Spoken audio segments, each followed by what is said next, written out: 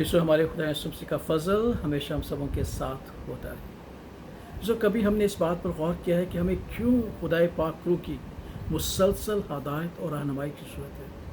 क्या कभी हमने ये दरख्वास्त की है खुदाए पाक रूह से कि हमें रूह के इम्तियाज़ की नेमत अता की जाए? आइए हम इस बात को समझने के लिए पहला सलातीन और उसके 13वें बाब में एक वाक़या है, उस पर गौर करें। यरोबाम बादशाह ने बनी इसराइल में बुत परस्ती शुरू कर दी। खुदावंद सख्त नाराज़ हुआ।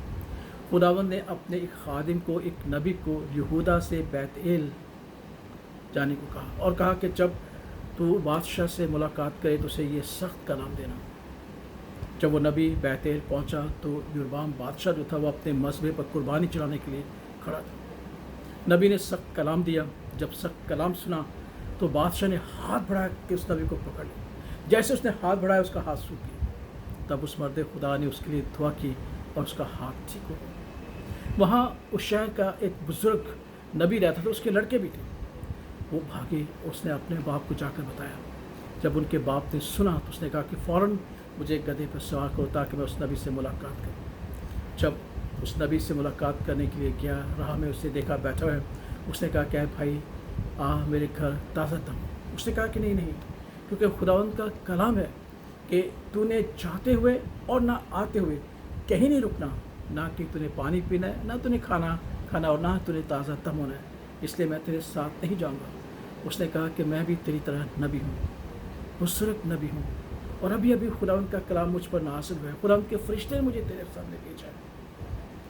उसने सोचा कि शायद ये ठीक कहता होगा, और वो नबी उस बुजुर्ग नबी के घर पहुँचा। जब वो खाना खा रहे थे तो खुदावंद ने एक बार फिर उस बुजुर्ग नबी को कहा कि तूने गलत किया, मैंने इसे मना किया। लेकिन उसने फिर बुजुर्ग नबी ने उस नबी को न बताया।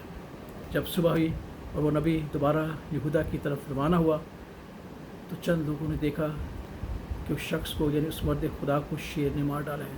लेकिन शेर उसे पड़ा नहीं, खाया नहीं। वो लोग उसी बुजुर्ग नबी के घर आए और उन्हें बताया कि हमने एक अजीब वाक़या देखा है कि शेर ने एक शख्स को मारा तो है लेकिन उसे खाया नहीं है।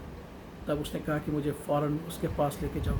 और जब वहाँ पहुँचा तो उसने कहा कि ये मर्द खुदा है, ये वो नबी है जिसे खुदावंद ने कलाम किया था, लेकिन इसने खुदावंद के कलाम की नाफरमानी की है और इसने खुदावंद के हुक्म को तोड़ा है, क्योंकि खुदावंद ने इससे कहा था कि तूने रास्ते में ना रुकना है, ना पानी पीना है, ना किसी के यहाँ खाना खाना है।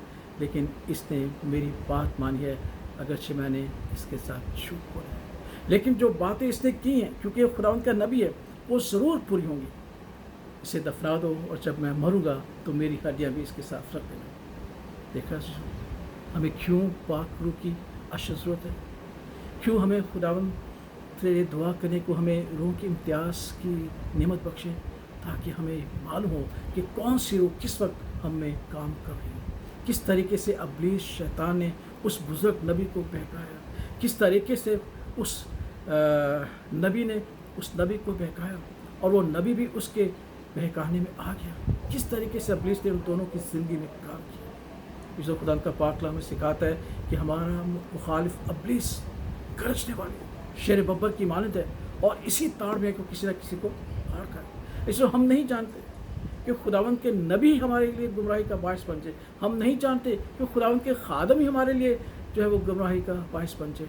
शायद हम दूसरे के लिए गुमराही का बायस बन जाए, क्योंकि इब्लीस बहुत ही होशियार है। इसलिए ये अशद ज़रूरत है कि हम खुदा पाक उससे दरख्वास्त करें कि वो मुसलसल हमारी हदायत और रहनुमाई करे और रोह का इम्तियाज़ हमें बख्शे, ताकि ना तो हम किसी को गुमराह करने वाले ठहरें और ना ही हम गुमराह होने वाले ठहरें, बल्कि हम खुदावंद के कलाम के मुताबिक ज़िंदगी बसर करते हुए हमेशा अपनी नजात को कायम और दायम रखें। इस कहानी को ज़रूर पड़ेगा और खुदावंद की हदायत और रहनुमाई हासिल कीजिएगा।